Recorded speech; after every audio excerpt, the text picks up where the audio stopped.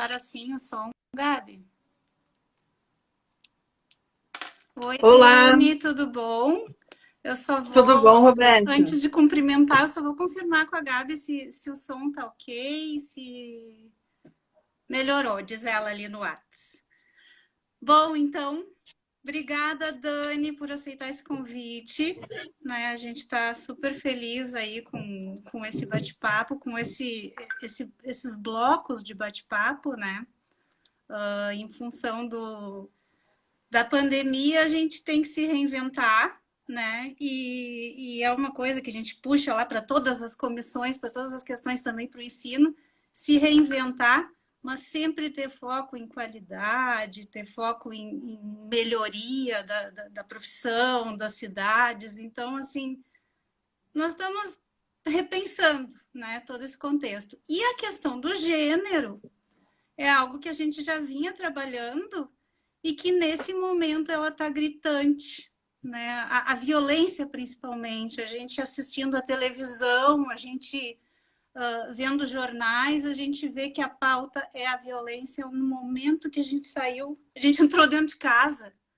Então, assim, acho duro dizer isso, mas né, sem a luz e a sombra andam juntos e a gente fica até feliz, mas se questiona se a gente deve ficar feliz com essas pequenas vitórias da comissão de gênero, de conquistar políticas, porque o pano de fundo é muito duro, né? A gente saber que a violência está aumentando e que esse contraste está muito punk. Então, assim, né, introduzindo, eu vou pedir para a Dani se apresentar e... Bom, vou pedir para a Dani se apresentar e aí depois eu contextualizo o Cal. Te apresenta, Dani, por favor. Tá certo. Então, Roberta, obrigada pelo convite. Eu acho que todo o espaço que a gente tem para conversar sobre gênero, ele é muito bem-vindo, né? E eu fico muito feliz de poder contribuir com essa rede de mulheres arquitetas que vem provocando essa conversa, né? Então, eu quero me apresentar dizendo que eu sou a Daniela Sarmento, estou presidente do Conselho de Arquitetura de Santa Catarina e sou professora da FURB, aqui de Blumenau, estou falando de Blumenau, e tenho ultimamente estudado, né, meu mestrado também em desenvolvimento regional, o urbanismo com perspectiva de gênero. Então, quando a gente foi desafiada a entrar no CAU e fazer a proposta de trabalho e tudo mais, a gente percebeu que esse era um tema que fazia sentido. Então, para mim também fez muito sentido contribuir com o debate a partir desses estudos que a gente desenvolveu no mestrado. Então, é nessa perspectiva que a gente está aqui hoje, né? Trazendo um pouco da experiência que a gente está tendo juntas no conselho, e eu acho que é muito importante a gente divulgar e fazer mais pessoas saber o que está acontecendo e das possibilidades e também como participar, e também um pouco desse olhar nosso, né, do dia a dia, do que a gente está vendo e sentindo a partir disso tudo que você falou, né? Temos muita coisa para falar. Tem uma questão, né, Dani, que eu acho super particular ali no CAU de Santa Catarina, todo o tema da representação feminina, não só em arquitetura, mas dentro do Conselho de Arquitetura, ela é muito pequena. Nos cargos, quanto mais altos os cargos, menor a representação feminina dentro da profissão, e não só na arquitetura. Né? E a gente sabe que existe no site do CalBR toda uma pesquisa usando a base de dados do Conselho, colocando que nós somos aproximadamente, a Dani sabe esse número exato, 70% de mulheres arquitetas no Brasil, e se a gente vê a emissão de RRTs, de registros de responsabilidade técnica, isso não é proporcional.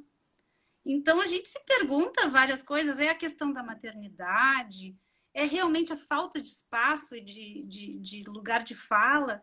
Então, tudo isso, né, a gente precisa trabalhar com dados, né? Não simplesmente trabalhar a questão do sentimento, mas embasar isso para a gente poder lutar por políticas, que é o nosso assunto hoje. E aí eu queria só te pedir para tu ilustrar um pouco, né? A gente ouviu essa semana num bate-papo com as gurias da rede do Chile, que não existe jeito certo, existe jeito próprio. Então, assim, como é que foi essa composição da chapa para o CAU de Santa Catarina? A representação feminina lá é bem interessante, né? A gente aqui em Santa Catarina decidiu participar e a gente entendeu naquele momento que a chance que nós tínhamos de aumentar o percentual de participação era constituindo uma chapa apenas de mulheres, né?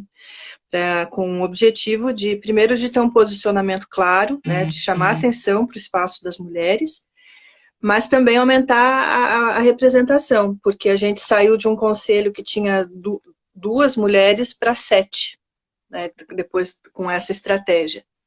E a gente percebe que o CAU, ele está no nosso, nós estamos no 3º mandato, né? E a cada ano vem aumentando a participação, mas ainda é muito lento, né? A gente passou de 2 para 7, hoje nós temos 7 presidentas, temos 7 conselheiras, num universo de 27. Então, esse é um número que não representa o dado estatístico da maioria de profissionais arquitetas no país, que é o censo que o CAU divulgou ano passado, né? Então, hoje, a gente tem um cenário de arquitetas do geral, nós temos 63% de mulheres arquitetas no país. Mas se a gente fizer o recorte por idade, as mulheres entre 25 e 35 anos já atingem 75%. E se a gente for olhar o recorte das estudantes, das recém-formadas, esse número vai para 79%. Então, a gente percebe que, num curto prazo, nós estaremos atingindo quase 80% das mulheres. E quando o CAU faz essa leitura, faz esse primeiro diagnóstico, a partir dos dados do CICAL, a gente faz a pergunta: onde estão essas mulheres? E como estão essas mulheres?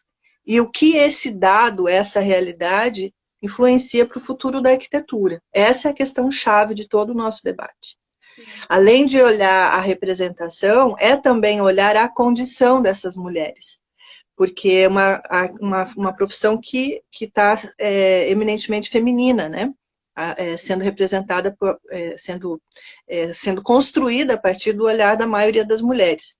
Então, é nessa perspectiva que surge todo esse trabalho que a gente está desenvolvendo no CAU, né, de buscar entender esses dados, fazer os diagnósticos, para que a gente consiga estruturar políticas objetivas, né. Então, hoje a gente vem trabalhando nesse sentido.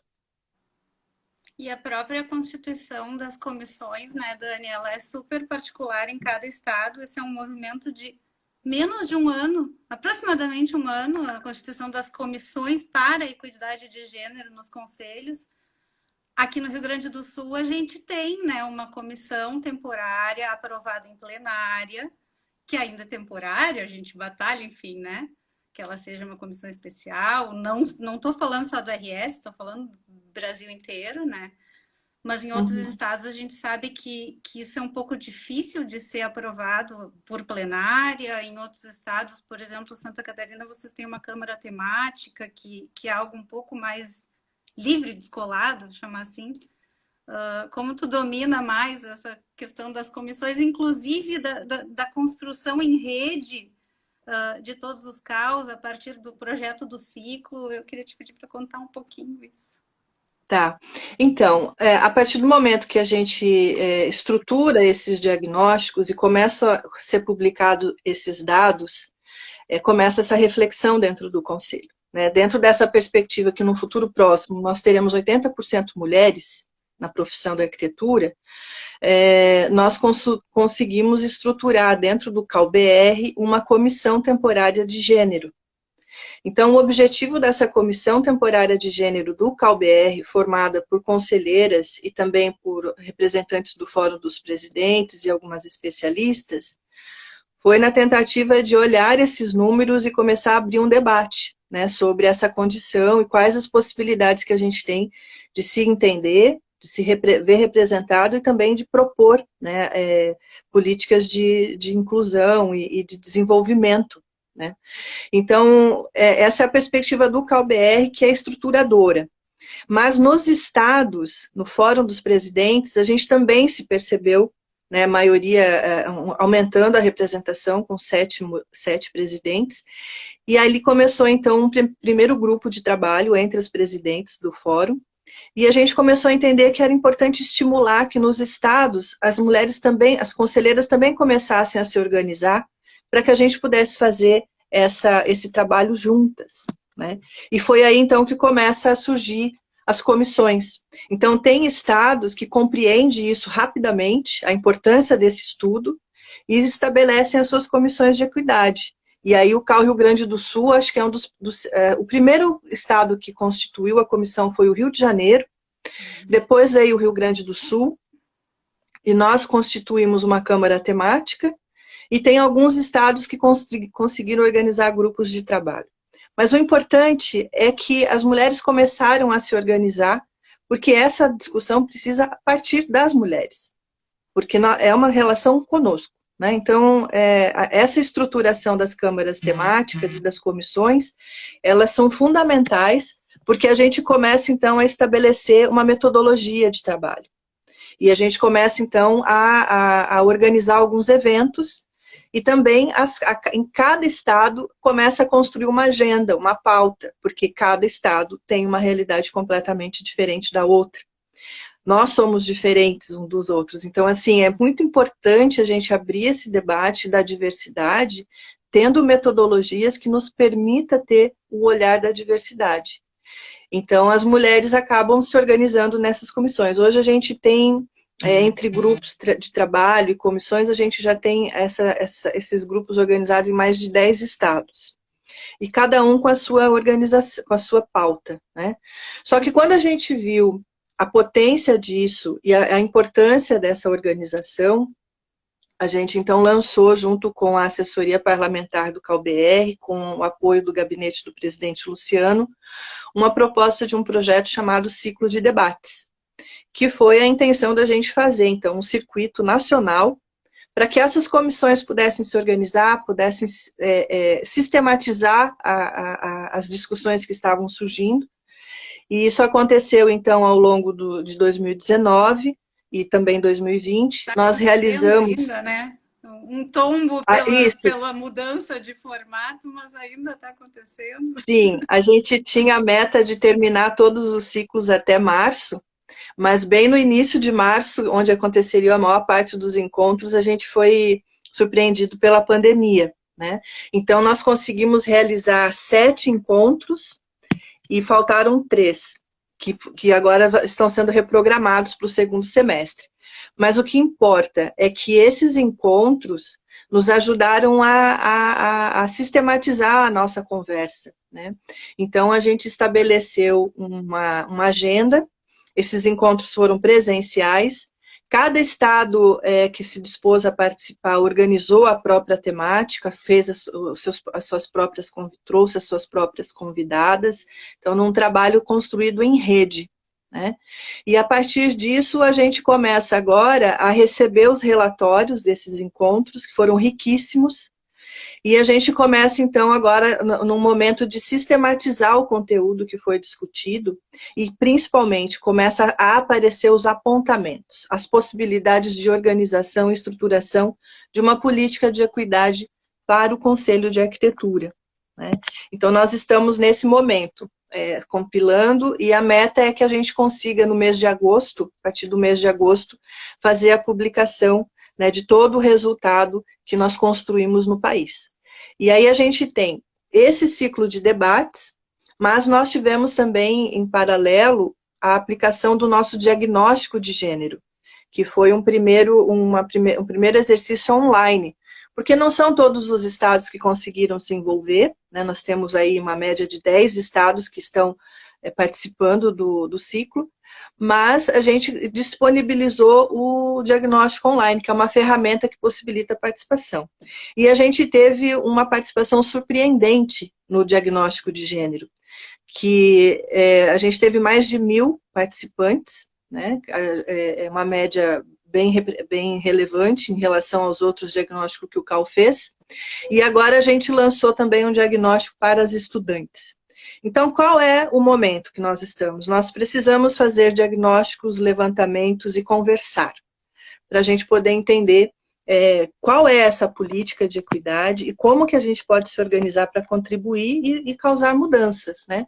Porque a gente percebe, na maioria dos encontros, que tem muitas questões que são... claro que a gente tem as peculiaridades de cada estado, pela questão cultural e pela dinâmica, mas tem algumas questões que são uniformes, que é a questão principal, é a dificuldade do acúmulo dos papéis. A questão da maternidade aparece muito, a relação das arquitetas com a questão do empoderamento, o espaço de trabalho, a submissão, né? E aí os números vêm trazer não a comprovação, mas a relação desse sentimento e dessas falas que aparecem nos encontros.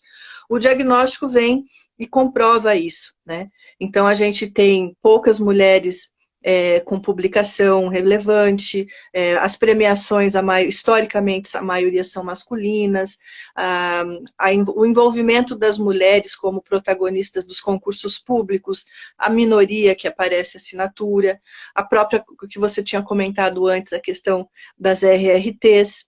Então, assim, a gente começa a chamar atenção para uma realidade que precisa de uma reflexão. E essa reflexão precisa ser feita por todos, não é só uma questão com as mulheres. A gente precisa fazer essa reflexão também com os nossos colegas, né, homens. Então, assim, não podemos reduzir esse debate a uma questão de A ou B. Isso é uma condição da nossa profissão, e se todos se desenvolverem, e se todos compreenderem a importância dessa temática, do empoderamento, da equidade, né, da conquista da equidade. A conquista da equidade não é um movimento só das mulheres. A conquista da equidade é um desenvolvimento da sociedade, né? Então, o que a gente está provocando com essa comissão é o desenvolvimento da arquitetura com a perspectiva de gênero. Então, não é uma disputa, não dá para reduzir o nosso debate a isso. A gente já percebe em alguns momentos que tem essa dúvida, o pessoal questiona, mas eu gostaria de aproveitar esse espaço para iluminar o outro lado, né? A gente precisa ter o espaço e contribuir e compartilhar, né? Porque a gente percebe que tem muitas mulheres que não estão à vontade. Se todas estivessem à vontade, a gente não estaria fazendo esse debate, mas tem muitas questões, né? Uma coisa super importante que eu acho que apareceu no ciclo, né, é a necessidade do diálogo com o poder público, com quem está redigindo as leis. E isso foi muito forte, né? Inclusive aqui no debate do Rio Grande do Sul, na etapa do Rio Grande do Sul, eu fiz uma pergunta pensando que ela era insolúvel, assim, sabe, aquelas perguntas que não tem resposta, e aí a Priscila Gama, acho que foi ela, perdão se não foi ela, eu perguntei, e como é que a gente faz, né, para trabalhar a equidade, para esses assuntos que a gente está tratando aqui, eles terem um pouco de atenção? Elejam mulheres, a primeira coisa que ela disse. E aí foi um pouco mais adiante, não simplesmente eleger mulheres que têm esse olhar, porque entre mulheres e homens existe o olhar hierárquico, patriarcal, e existe esse olhar, né, um pouco mais orgânico. Uma outra coisa, né, que eu acho que é super interessante a gente contar, antes do ciclo, a gente aqui no Rio Grande do Sul, a gente convidou várias mulheres arquitetas ou da construção civil, tentando buscar diferentes lugares de fala, porque inevitavelmente a nossa maioria é branca, classe média, né? Então a gente não está abarcando todos os lugares de fala e a gente é míope, né? Então a gente convidou as arquitetas negras, a gente tentou trabalhar algo mais uniforme.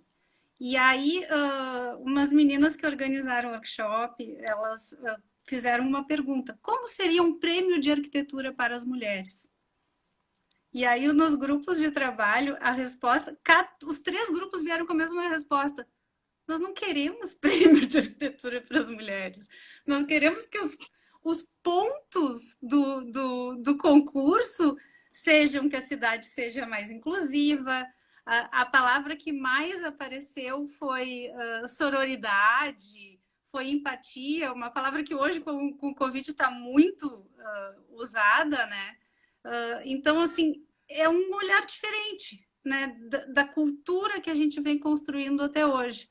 E como isso é novo, essa construção de objetivos, toda a construção do ciclo, sem saber exatamente onde isso vai chegar, ela é muito interessante. Né? A gente não sabe ainda os resultados e trabalha em rede. Isso eu acho que é um ponto bem importante, e não só entre arquitetas, e não só no mundo da arquitetura e urbanismo também, com o poder público, com a sociedade civil, principalmente, se a gente está falando de cidade, né, Dani? Exatamente, isso é bem importante. Esse debate começa a partir do CAL, a partir das mulheres, mas é um debate coletivo, né? É uma condição de todos. E eu acho que essa parte do ciclo, a gente teve, com certeza, essa dificuldade, né? Em alguns lugares a gente conseguiu ampliar mais, outros menos, mas eu acho que conforme a gente foi fazendo os encontros, a gente foi fazendo a crítica, e foi uma aprendendo com a outra, e foi tendo uma evolução.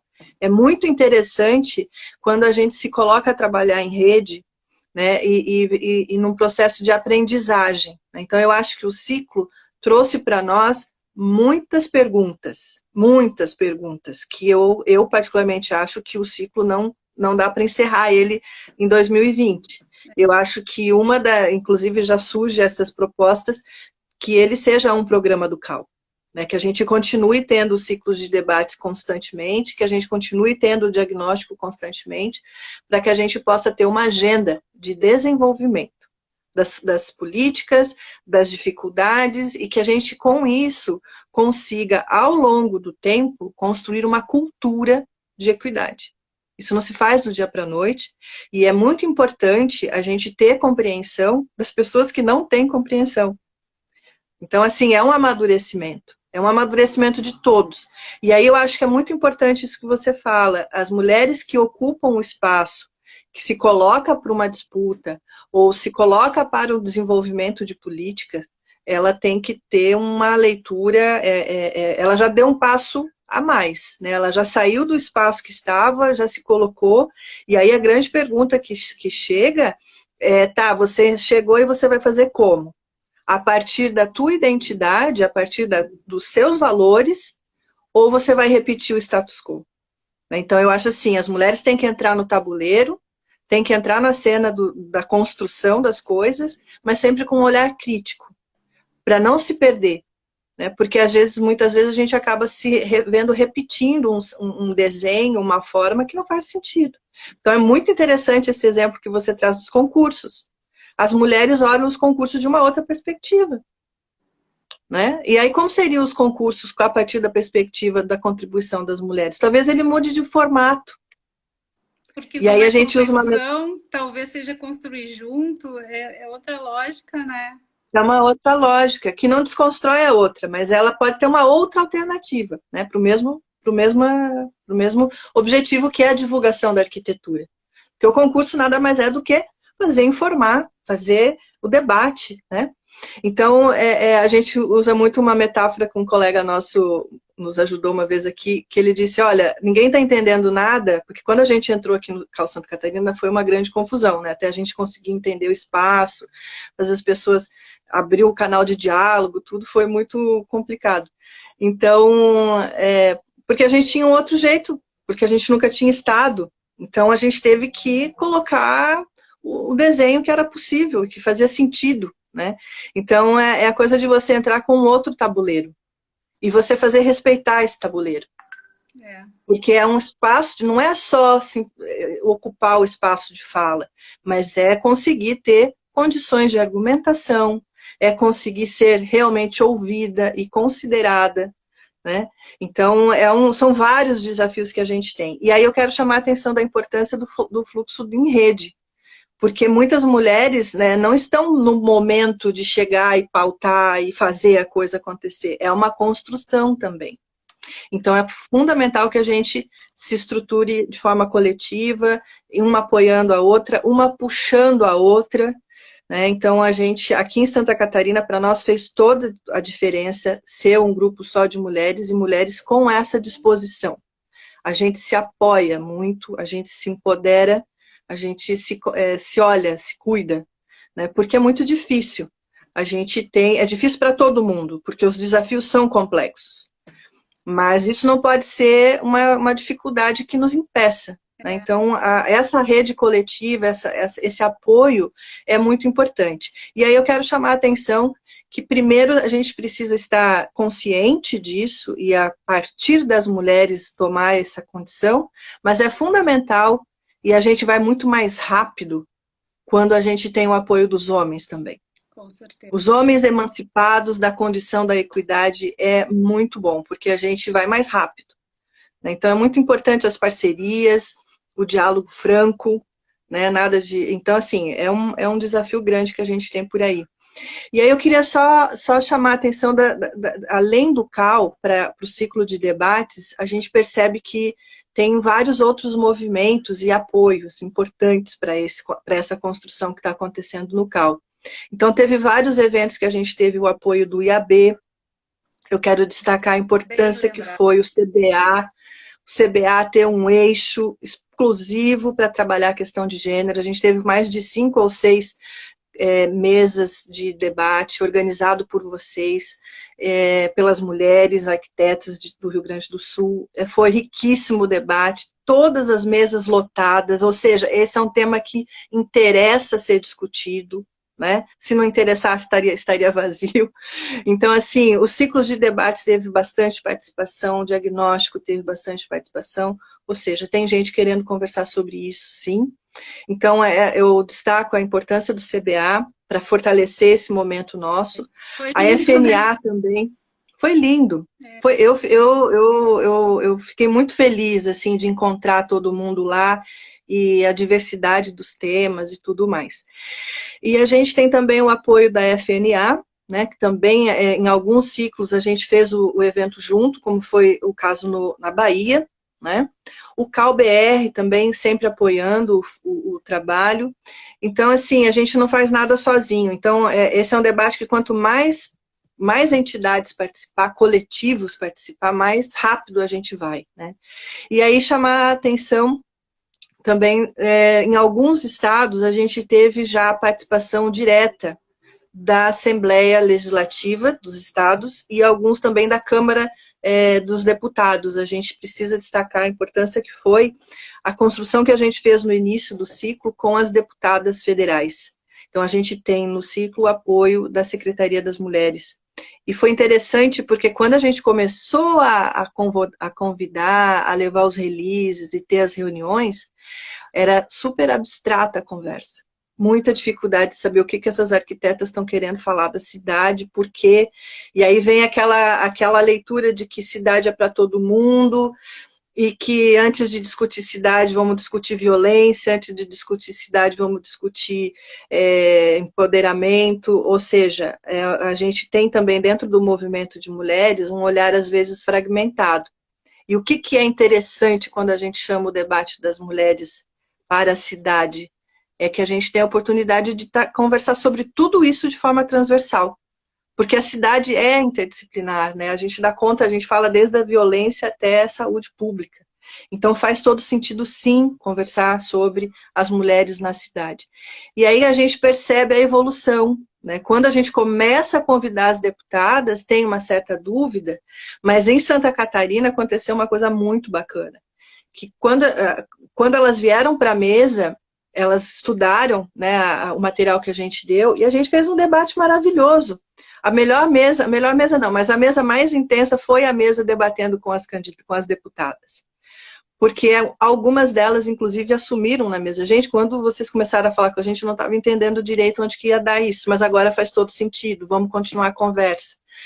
Então, é uma provocação. E aí eu acho que esse é o papel do conselho. Com certeza. É instrumentar tecnicamente as possibilidades de evolução. Do né? conselho e de E aí, todas as entidades, todas elas, foi bom que tu reforçou isso. Eu já vi aqui entrar aqui gente das BE, o presidente das BE entrou aqui, o presidente do sindicato entrou aqui, perdão, dá um oi para todo mas mundo que está. todas as entidades estão tocando esse assunto. Então, Sim. é urgente. Aí uma pessoa comentou ali, foi a Evelise, ela escreveu assim: esse assunto é muito amplo e novo, entre aspas, porque, né, é novo não, ele é renovo. Como é que a gente está discutindo gênero em 2020? Né? Década de 70 existiu para quê? E antes? Então, é muito interessante a gente ver que esse olhar para o gênero, ele está latente. Né? E uma outra coisa que tu trouxe, Dani, desculpa se eu estou atropelando, assim, né? A gente podia ficar um dia inteiro falando só do ciclo, mas uma coisa que eu acho super importante é realmente, né, quando a gente sai do discurso político, vou dizer, e vai para o estudo de caso. E isso a gente tem, né, no Brasil muito menos que em outros lugares. Isso tu domina super bem para nos contar um pouco algumas políticas para a inclusão, e inclusive esse trabalho da UNOPS, que é super novo. A Lívia Allen da UNOPS, ela também veio no nosso evento, né? E ela contou outro caos muito interessante, né? Ela contou de um trabalho da UNOPS numa cidade na África, eu realmente não lembro qual é a cidade, e ali ela relatou que se trabalhou a inclusão digital, colocando simplesmente o Wi-Fi numa praça. O que aconteceu? Aquilo criou a maior exclusão, porque não se tinha estudado qual era o perfil, qual era o comportamento daquela comunidade. As mulheres ficavam em casa cuidando dos filhos, cuidando da casa, e os homens iam para a rua. Então, os homens tiveram acesso à informação, e as mulheres continuaram, né, no mesmo patamar, enquanto os homens cresceram. Então, tratar os diferentes, tratar os gêneros, o idoso, todas as camadas, é algo urgente. E essa cartilha do NOPS que saiu agora, ela é uma luz, né, para a gente conseguir enxergar na prática como trabalhar isso. Bem lembrado. Essa cartilha da UNOPS, que é uma cartilha focada nos parques urbanos, né, com acessibilidade. Todos, né? Para todas e todos. Ela traz uma cartilha de desenho urbano com perspectiva de gênero. E ali ela começa a desenhar o que muda. Né? Quais as alternativas que a gente tem e o que muda quando você coloca a dimensão da diversidade.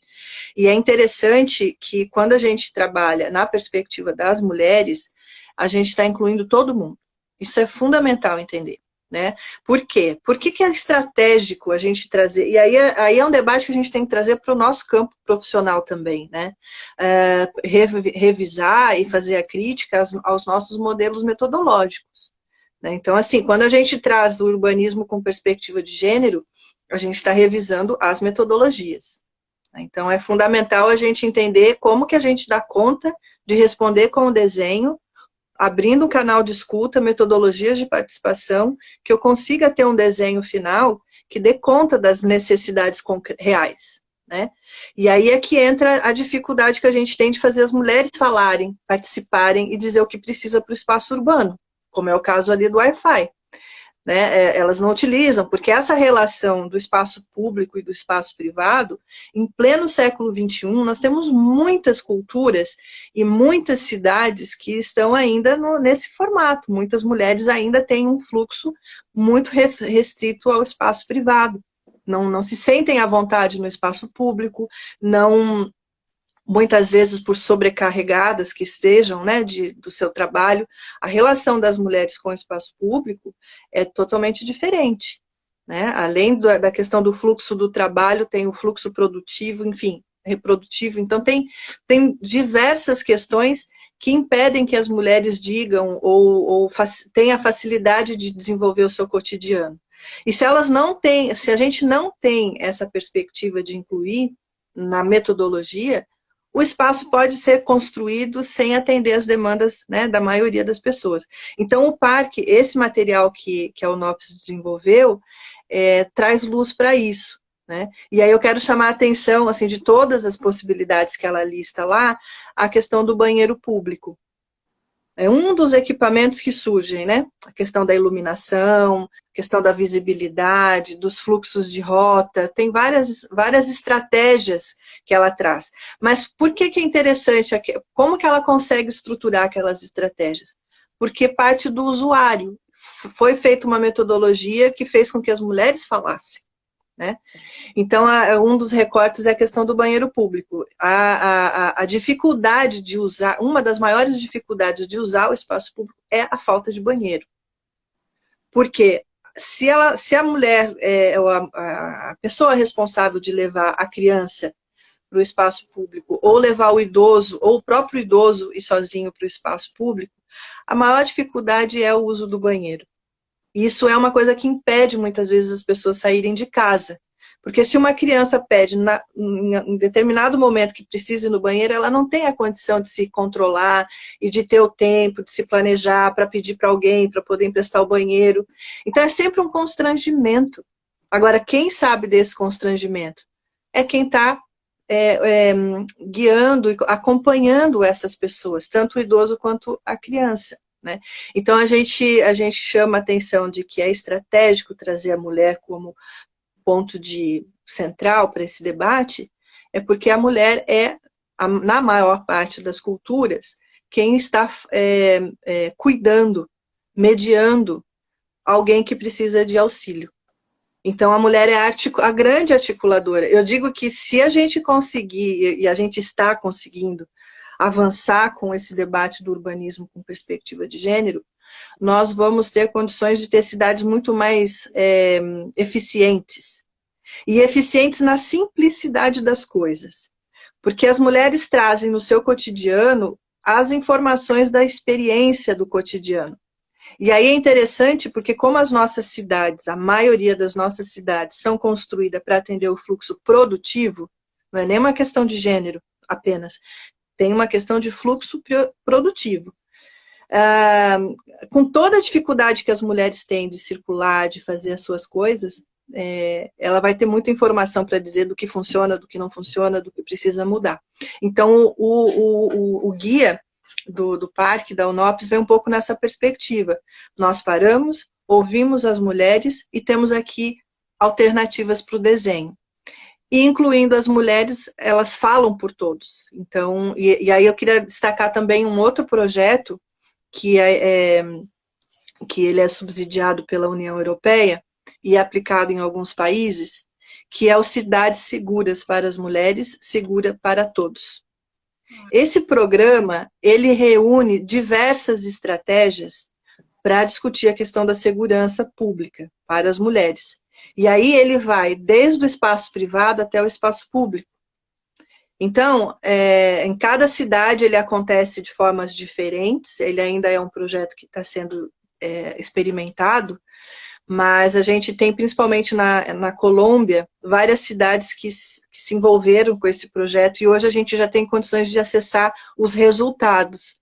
Então, já é possível dizer que quando você pensa a perspectiva de gênero para o urbanismo, para resolver o layer da segurança, você ouvindo as mulheres primeiro, você resolve para muita gente, para todos. Então, assim, se a gente for fazer o layer da acessibilidade, escutem até quando a gente fala dos cadeirantes, de todas as necessidades de acesso. Então, a gente, não só as mulheres, mas também os portadores de deficiência física e tudo mais.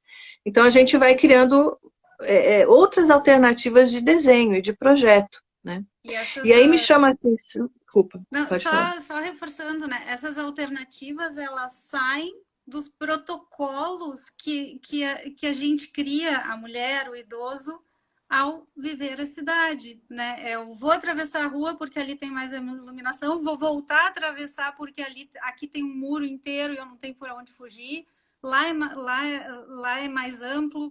Então, esses protocolos, olhando com a lente da mulher, eles viram indicadores. Isso que é tão interessante das metodologias que a UNOPS cria, por exemplo, né? Exatamente. E é bem isso, é desconstruir os protocolos, porque os protocolos que nós temos, ele vem de uma leitura de um sujeito universal, né, de um desenho que tenta resolver a questão da cidade produtiva. Então, a gente vem com o debate do urbanismo de gênero desconstruir isso, dizer que é possível, sim, ter metodologias que a gente consiga dar conta da diversidade, porque isso é um mito. A gente escuta muito de que não dá para atender o detalhamento de todos. A gente tem que ter um sujeito universal, e isso a gente vê que muitas vezes não tem engajamento, porque não faz sentido, né? Então, tem essa linha. E um outro ponto que eu queria chamar a atenção nessa parte metodológica é a importância da tecnologia. Eu acho que no encontro que nós tivemos do ciclo aí em Porto Alegre, vocês terem decidido trazer uma mesa só com exemplos tecnológicos, de jovens arquitetas já trazendo solução para a questão, né? É muito inspirador, porque a gente vê que tudo é protótipo ainda. Mas se isso cai na mão de um desenvolvimento de gestão pública, que se a gente consegue sensibilizar para esse desenvolvimento de tecnologia e metodologias, a gente vai ter outra condição de ter medição, indicadores para o desenvolvimento urbano. Então, no meu mestrado, eu fiz alguns ensaios trabalhando tanto o exercício presencial quanto o online. O online teve muito mais participação. Mas por quê? Porque a dificuldade das mulheres organizar o seu dia a dia para dar conta de participar de reunião de participação popular. Então, conseguir receber pelo WhatsApp uma enquete, uma provocação ou uma agenda, isso facilita a vida, né? E faz com que elas participem mais.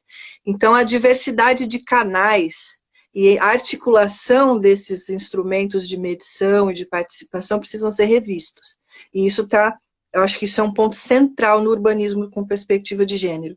E fazendo essa mudança, a gente vai conseguir influenciar a política pública, né? Eu acho que eu trouxe até aqui alguns eixos, deixa eu até buscar aqui. É interessante realmente relatar os eixos da... se a gente for olhar assim, quais são as prioridades para a gente olhar, por onde que a gente começa, né? Porque as pessoas perguntam, e daí como é que aplica isso, né? Por onde que a gente vê, esse exemplo da UNOPS é um exemplo objetivo, nos espaços públicos, o funcionamento do espaço público, as cidades seguras para as mulheres, a questão da segurança, e tem a questão das estratégias de participação. Então, isso também precisa ser pensado, né? Os equipamentos públicos, a acessibilidade, e eu queria fazer o recorte também da mobilidade urbana. A mobilidade é outro quesito que a gente precisa pensar, porque as mulheres, além do medo, quero chamar a atenção do medo, de todas as violências que a gente precisa resolver, tanto do espaço privado, doméstico, e que aumentou drasticamente nessa relação agora nossa da pandemia, é também a questão do medo da cidade, de estar na cidade, é o corpo na cidade, né? Eu acho que isso é um ponto que a gente precisa olhar, precisa visibilizar. As estratégias de iluminação pública, os horários de ônibus, o funcionamento e a conduta dentro dos ônibus. Então, a gente percebe que a aplicação da política pública com perspectiva de gênero não necessita de grandes obras. São questões de organização espacial e de prioridade, né? E aí tem um outro ponto. Que da mobilidade, né?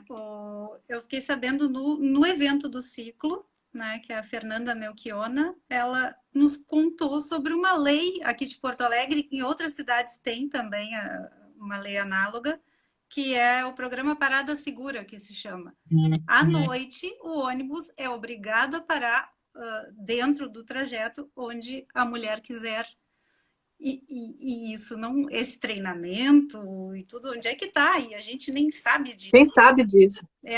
E tão simples, né? É uma decisão. Porque é uma prioridade, transformar isso numa prioridade, né? Então, a gente, a iluminação pública, o funcionamento da cidade, né? Então, tem tudo isso. E aí, um outro ponto que eu queria chamar a atenção é o nosso desafio que a gente tem, todo esse debate, ele está diretamente ligado com os desafios que a gente tem da Agenda Urbana 2030, né? avançar nessa questão da inclusão social na cidade, e a gente tem aqui uma questão chave, que para mim é a mais urgente de todas, depois dessa questão da segurança, é a questão da habitação social. Hoje, a temática da ATIS, ela está diretamente ligada à questão de gênero, mulheres fazendo assistência técnica, arquitetas fazendo assistência técnica, arquitetas olhando para a cidade. A gente precisa avançar na perspectiva de gênero e nas políticas públicas de habitação, porque a maioria desse território da cidade, ela é gerida e coordenada por mães, chefes de família, e uma grande maioria mães solo. E se a gente for fazer um recorte de raça, a maioria são negras. Então, eu acho que se a gente tiver que ter uma hierarquia aqui de urgência, seria essas duas pautas que a gente precisa dar conta, né? É a questão da habitação social, a assistência técnica e a segurança na cidade. E as outras, né? Então é tudo muito articulado, mas eu vejo isso como prioridade, essa questão do desenvolvimento urbano numa perspectiva de inclusão e iluminando, né? Porque se a gente for fazer um recorte agora desse presente da pandemia, quem está ali na frente sem água para cuidar dos filhos, sem condição de acesso a saneamento, sendo mais afetados são as mulheres, né? Então, quando que isso vai ser prioridade? Quando é que a gente vai conseguir fazer esse debate com os nossos gestores públicos de fato?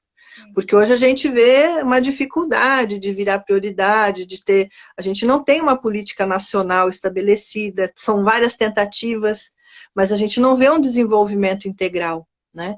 E eu acho que a pandemia vem dizer para nós que isso muitas pessoas perguntam, qual é o novo normal, o que vai acontecer de diferente depois? Eu acho que a gente tem que dar conta de fazer o que não foi feito. Porque a nossa dificuldade hoje, dessas pessoas que não têm condições de ter uma casa adequada, um saneamento adequado, é por falta de prioridade. Então, a gente está vivendo consequência dessa omissão, né? Então, eu acho que o debate do urbanismo com perspectiva de gênero e as mulheres à frente da arquitetura, a gente precisa olhar para as mulheres que estão morando nesse lugar, né? Sim, Dani, então, a gente, né, aqui no CAU-RS, existe um trabalho bastante forte com a ATIS, e hoje um projeto que se chama Nenhuma Casa Sem Banheiro, que não se limita ao banheiro, mas a questão da saúde da casa, isso tudo são reflexos da pandemia, mas reforçando o trabalho que já vinha sendo feito e que hoje ele é visto por toda a sociedade, né? E a gente elaborou uma questão, né, pensando assim, campanha, elas primeiro, né, como entender as mulheres são prioritárias. Sim. E a pergunta que a gente elaborou e a gente quer lançar ela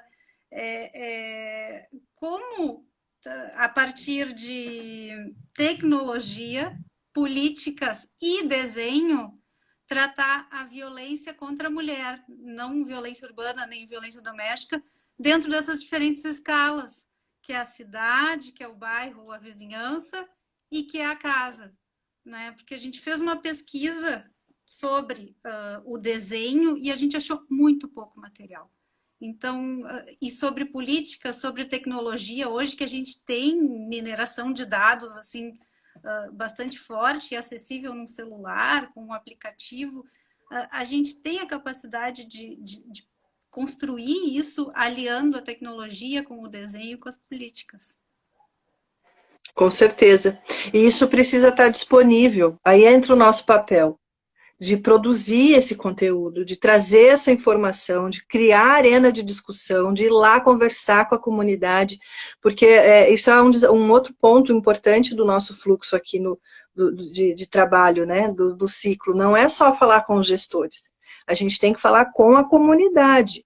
São as arquitetas articulando esses encontros, né, porque a gente precisa que esse conteúdo, essa produção, tenha engajamento. Então, a resposta, às vezes, a gente tem mais que ouvido, que, né, muitas vezes, é criar esses novos protocolos a partir de arranjos que a gente consiga ter a participação de todos. É fundamental isso.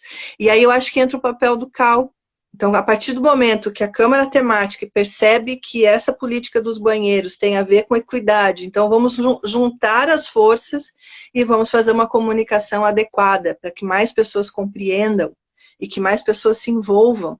Então, o papel do arquiteto e do conselho é esse de articulação, né? É atualizar os nossos olhares e os nossos protocolos e fazer isso virar realidade, porque a gente está, essa deficiência que a gente tem das cidades, ela não dá mais, ela não, chegou no momento que a gente vai precisar realmente, de alguma forma,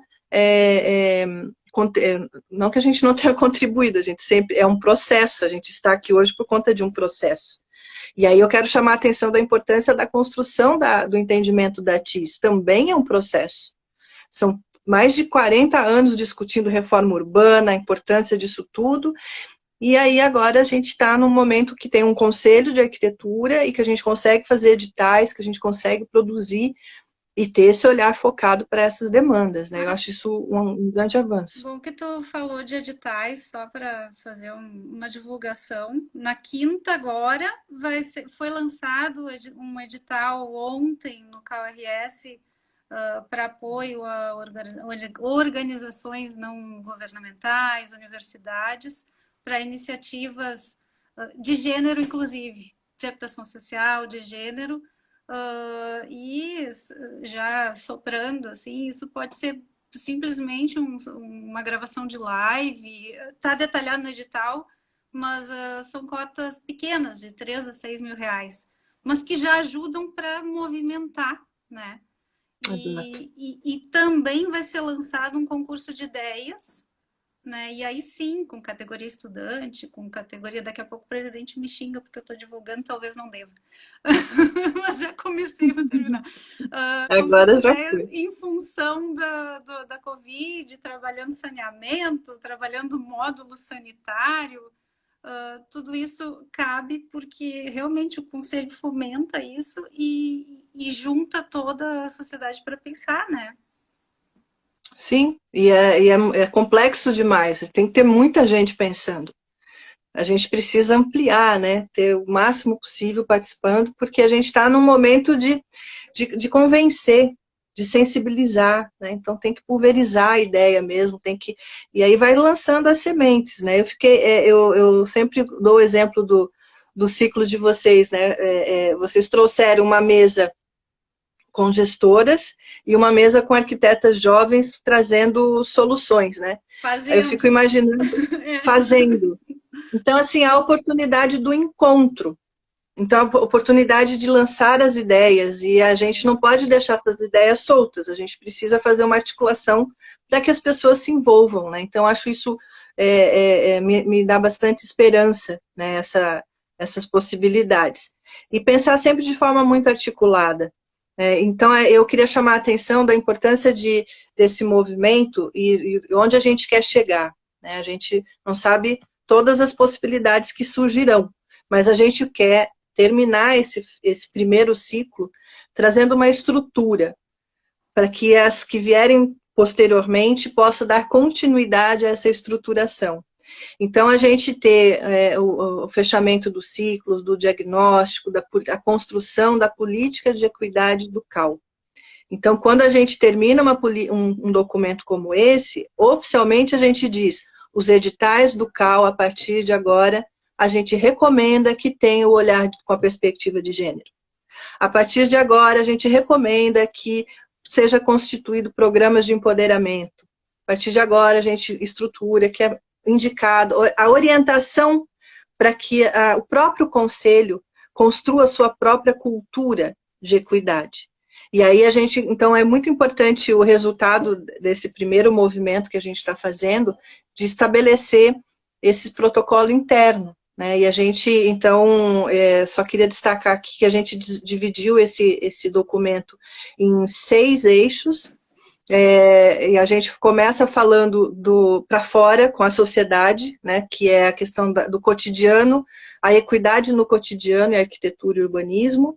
A gente olha para dentro e vai fazer um resgate histórico, É fundamental a gente fazer, o Conselho estimular os registros históricos, né, da participação feminina na arquitetura. Então, tem um eixo que fala sobre a história, o eixo da formação, né, essa construção, esse novo arquiteto que vem, a prática profissional, né, a prática profissional no exercício pleno mesmo, quais são as dificuldades do dia a dia do exercício profissional, a política, né, a equidade na política, que é esse espaço de representação mesmo, e aí eu quero chamar a atenção que esse projeto, ele não quer olhar apenas para dentro do CAL, é a participação das mulheres na política. São as arquitetas participando da política, se lançando vereadoras, se lançando prefeitas, se lançando, construindo espaço para secretarias de planejamento, habitação, e atuando nas comunidades, fortalecendo os grupos de mulheres, coletivo. Então, é toda a dimensão do espaço político, a construção do empoderamento das arquitetas para isso, e também a equidade dentro do próprio conselho. E aí eu quero chamar a atenção que a gente tem, em muitos estados, a maioria dos funcionários do conselho também são mulheres. Então, a força de trabalho, de desenvolvimento, as comissões, nós temos muitos funcionários que são mulheres. Então, é olhar para dentro também, a política de trabalho, de acesso e tudo mais. Então, esse é um documento que a gente, claro que a gente não vai ter ele 100% construído na sua totalidade, mas a gente vai ter ele estruturado, resgatando todo o conteúdo que a gente discutiu ao longo desse ano, tanto no diagnóstico online como nos nossos eventos presenciais, e a gente quer entregar isso estruturado. E a gente também está estruturando um site, onde a gente vai ter todo esse conteúdo disponível, do que foi feito até agora, entendendo sempre que isso é um processo, e quero destacar a importância da metodologia que nós estruturamos. Nós construímos isso em rede, com a força e a dedicação e o compromisso, a responsabilidade de todos os estados que se colocaram para esse projeto. Então, assim, para mim, o sucesso dele é porque ele é coletivo, ele é em rede, ele é horizontal. Então, eu fico muito feliz de estar por esse momento, passando pelo CAL, encontrando mulheres tão extraordinárias que se dedicam a dar um trabalho danado, porque além das coisas que a gente tem no conselho, a gente ainda inventa a comissão temporária, né? Mas ela é necessária. Então, assim, faz muito sentido. E a gente agora está nessa reta final, né? Reorganizando, sistematizando, e a ideia é que a gente publique tudo isso. A gente tinha a meta de entregar tudo no congresso da UIA, mas com o adiamento a gente vai, então, agora entregar a partir do mês de agosto. Então, a ideia é que a gente tenha isso publicado, para todo mundo ter conhecimento e poder participar, né, e contribuir com isso tudo. Certamente. Dani, eu acabo de ser avisada aqui pelo Instagram que a gente tem 1 minuto e 30 restantes e a live se corta. Então, assim, né, eles eu acho tiram uma a gente pena não conseguir. A Gabi estava me passando os comentários, mas a maioria dos comentários aqui que ela me passou foi de trabalhar a partir da sociedade, realmente, uma estruturação de gênero para popularizar o debate a partir de todos os setores da sociedade, a Andréa Pinheiro, a Suzane Grari, e a gente não conseguiu, mas esses comentários eles ficam lá para formatar. E como tu nos ilumina com toda essa tua construção, né? E nossa construção, né? Porque a gente está trabalhando no coletivo, mas tu traz um aporte muito importante a partir da ciência também e da envolvimento com o conselho, que tu tá de parabéns, né? A gente só tem a agradecer e a somar. E a gente vai ter que ir encerrando, agora nos resta 30 segundos. Tá bem. Eu queria agradecer, Roberta, o convite e dar um oi para todo mundo que acompanhou a gente, né? E me colocar à disposição sempre, né? O Conselho de Santa Catarina, a gente vem desenvolvendo vários projetos juntos, então a gente está aí disponível e a gente continua a conversa em outros momentos. Foi um prazer estar com vocês. Obrigada. Um abraço para todos. Bom dia, boa tarde tchau, a tchau. todos. Boa tarde, Dani.